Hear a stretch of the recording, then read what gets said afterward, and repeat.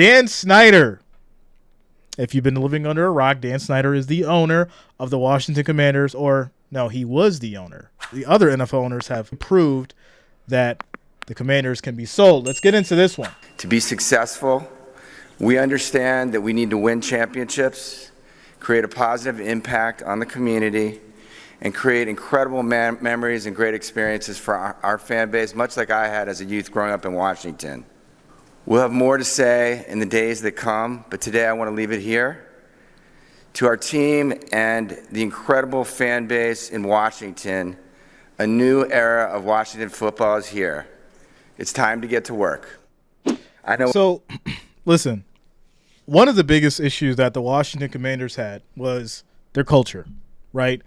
You can blame the team struggles on coaching. You can blame the team struggles on, the front office. You can blame it on the talent. One of the biggest things that can contribute to a team's success is definitely the owner.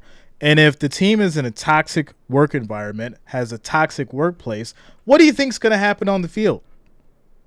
Everyone's just supposed to go out there and ball and win and be okay? No, it starts from the top and then it goes to the bottom. If your team morale is garbage, guess what? It's most likely because of the front office and then the ownership, because they're not making the right decisions. Well, as we know, and that's been documented, Dan Snyder was running. Obviously, I got to keep it PG. I don't want to say the words because we keep it PG over here for the most part. But it would be nothing short of saying that he was running.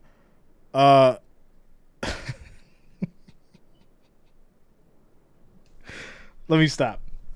Shout out to Jeff King, because I want to go there, but I'm not going to go there. I'm just going to go to read the story. The Washington Commanders no longer belong to Dan Snyder. NFL owners voting during a special session Thursday unanimously approved the team sale from Snyder's family to a group led by Josh Harris. Shout out to Rodney Fouch. Yes, a circus.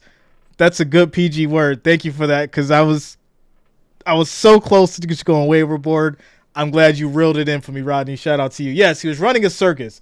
But just like Dakota said, circus is an understatement. That's why I was looking for the most ridiculous word I could find, but I didn't want to say it.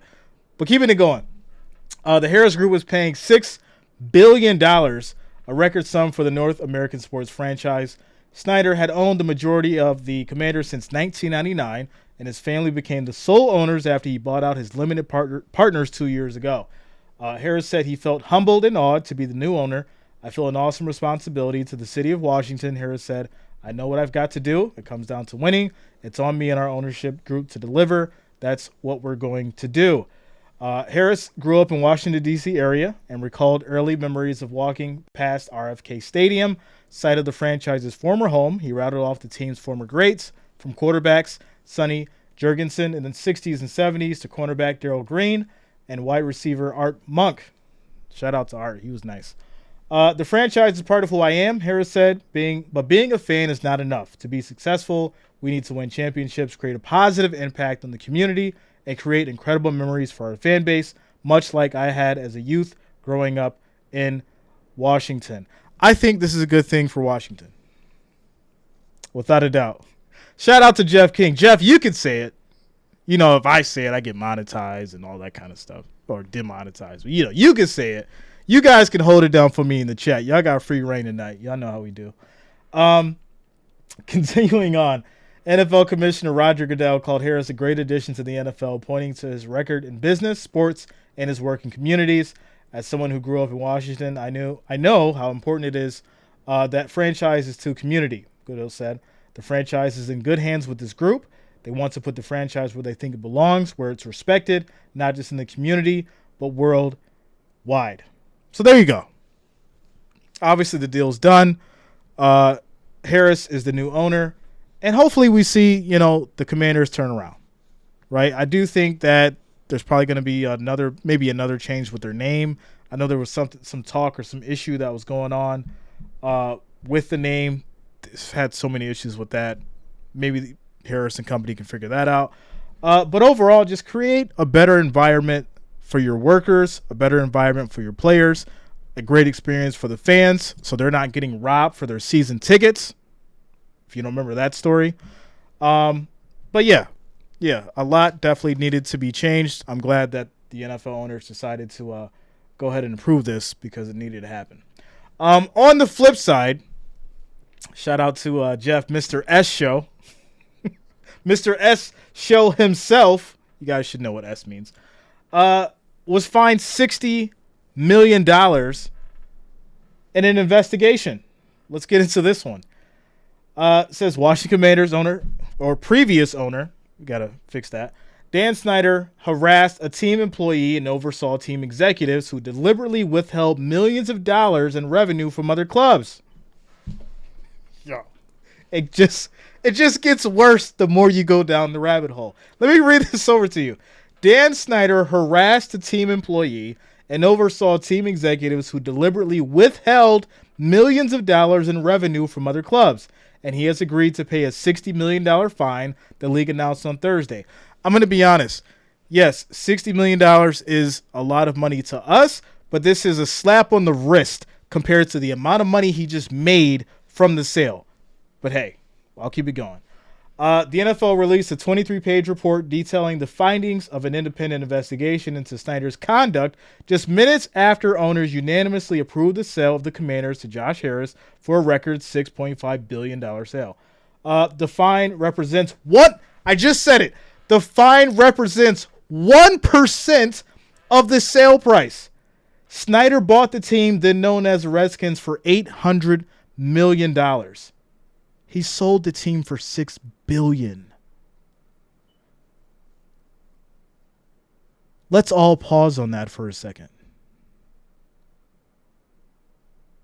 Continuing on.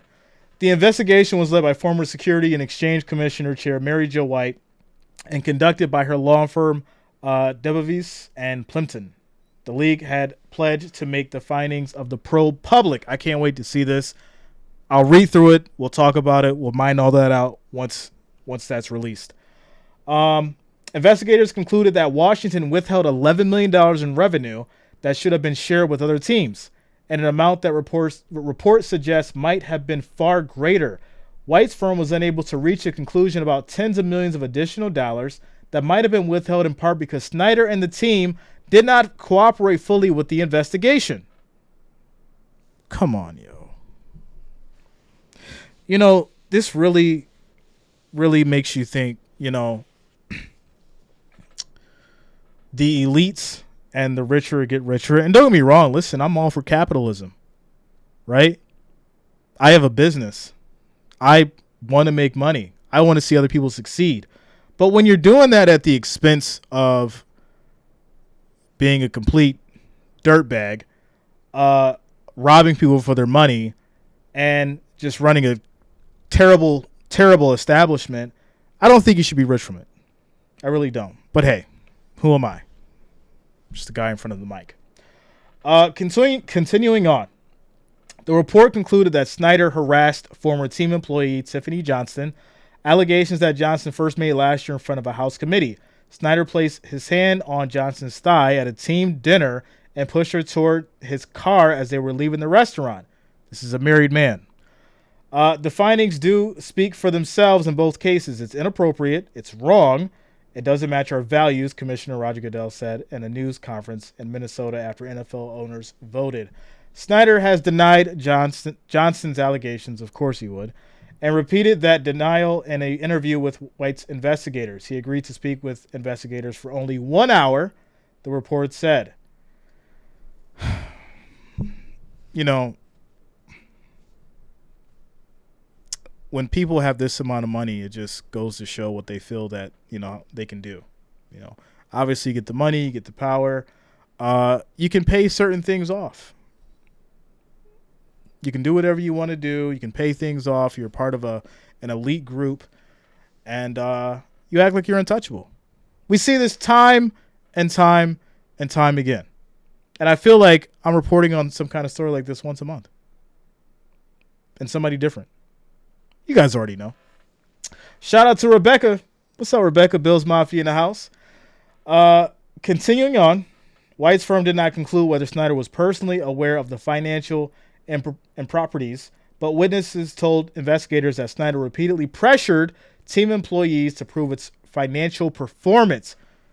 Prove its financial performance. That means cook the books. Telling them every dollar matters. Documents detailing how the team moved revenue into accounts that shielded the money from the other teams were shared with Snyder on at least one occasion, the report said. At minimum, Snyder was aware of certain efforts to minimize revenue sharing, at least some of which were later found to be in violation of the NFL rules, the report said. In order to skirt NFL revenue sharing rules, Washington would classify team-related revenue as money made from special events such as concerts, college football games, or soccer games. Hey, we'll just say we made it from the people listening to, Hannah Montana, the kids' college football games, and the soccer games. Sweep it under there. Scott says, sounds like the previous owner of the Phoenix Suns. Listen, why is there so many examples of the corruption and the issues in, not just NFL, but almost every sport? Baseball, basketball, golf.